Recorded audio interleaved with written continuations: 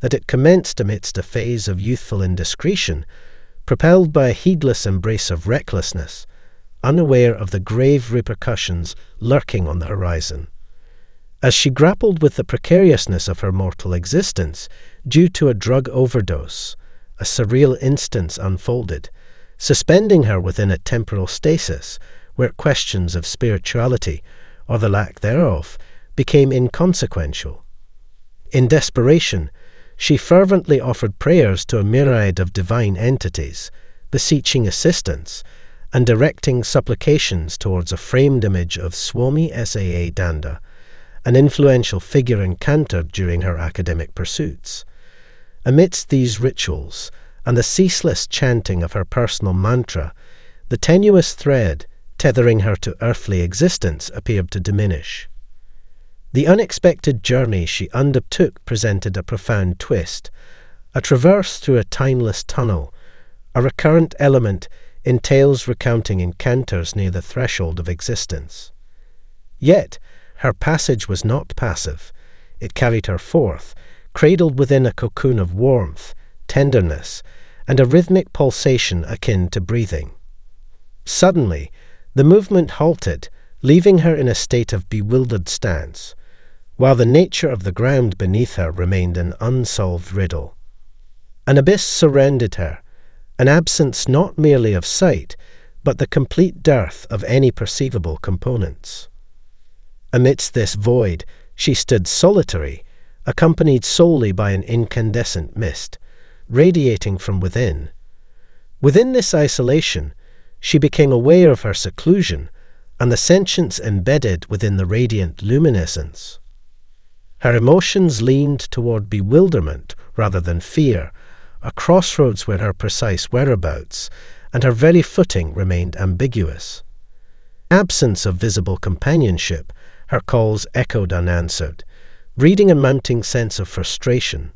Suddenly, words spilled from her lips seemingly detached from her volition, demanding, "Can someone, for heaven's sake, enlighten me about my location?"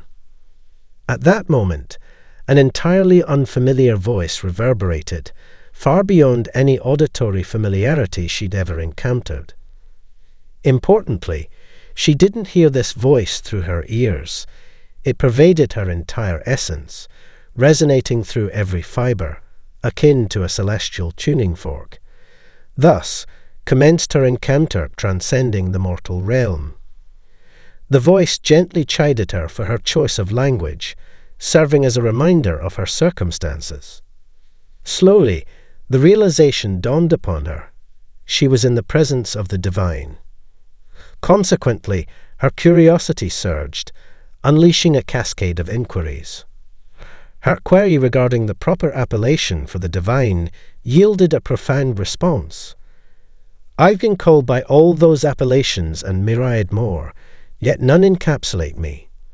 It became evident that the titles humans employed to delineate the higher power or creator were irrelevant, for this entity transcended such confines.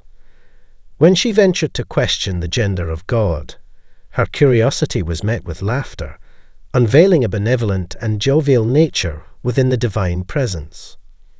Her encounter was an entirely unparalleled experience, suffusing every cell in her being with an ineffable joy and warmth, akin to a vast, comforting embrace.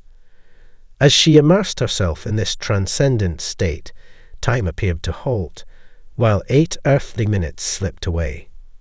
Only when a voice guided her, divulging her location as the threshold of heaven, did she gain a semblance of her position.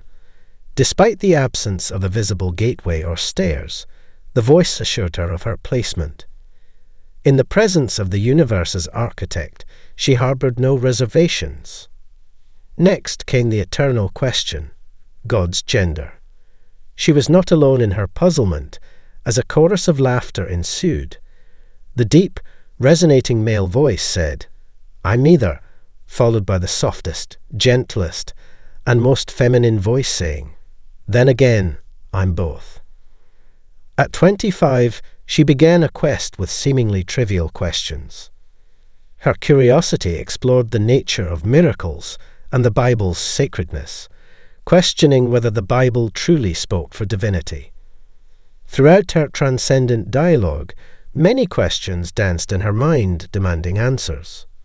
Recognizing her memory flaws, she wanted a writing tool. However, she felt comforted. No instrument is required. Your memory shall suffice, for I inscribe it upon your soul.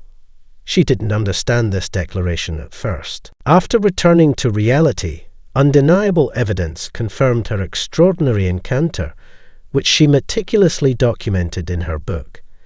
Skeptics questioned her account and whether God could be amused. Her casual conversation with the universe's architect amused her rather than frightened her. Her lack of apprehension puzzled her. She considered God as a nurturing parent, thinking a caring parent would comfort and reassure rather than scare. After discovering why her interactions with the divine were funny, she realized that humor was her natural and preferred expression. It seemed reasonable that God, with his many forms and expressions, would embrace humor to improve communication. She wanted more humor, even though it wasn't everywhere. However, her deep inquiry into humanity's animosity and violence changed everything. God's lamentation replaced laughter, becoming a heavy emotional burden. It was like breathing shards of broken glass. The terrifying truth was revealed. When humans in their irrationality hurt sentient beings, they moisten the Creator's eyes. Her near-death experience was most moving when she realized that humanity could move the Creator to tears. She felt isolated when she returned to life. Her experience with death was foreign to others, leaving her without conversation or understanding. Her mortality experience gave her profound epiphanies. She learned that God didn't care about money, religion, or prayer. God, the Creator of all, cared about treating all life with reverence, empathy, and decency. All were embraced without a secret handshake or code. After exploring existence, she realized that death was a gateway to a higher realm. Like transitional thresholds, birth and death marked the change in state. Birth ended life in the womb and began a new one. Death marked the end of one's current state and the beginning of another. Spiritual ascension advancements excited near-death experience, NDE enthusiasts. However, an earnest call for solidarity and cooperation underscored the platform's commitment to finding and sharing profound encounters from around the world. As she gazed up, she remembered that everyone was creating their own magical story. We appreciate your time and attention. If this story intrigues you and makes you want to hear more, please subscribe to our channel and turn on notifications. This step will inform you of our upcoming adventures, stories, and discussions. Your constant support means everything to us, and we look forward to your presence in our community.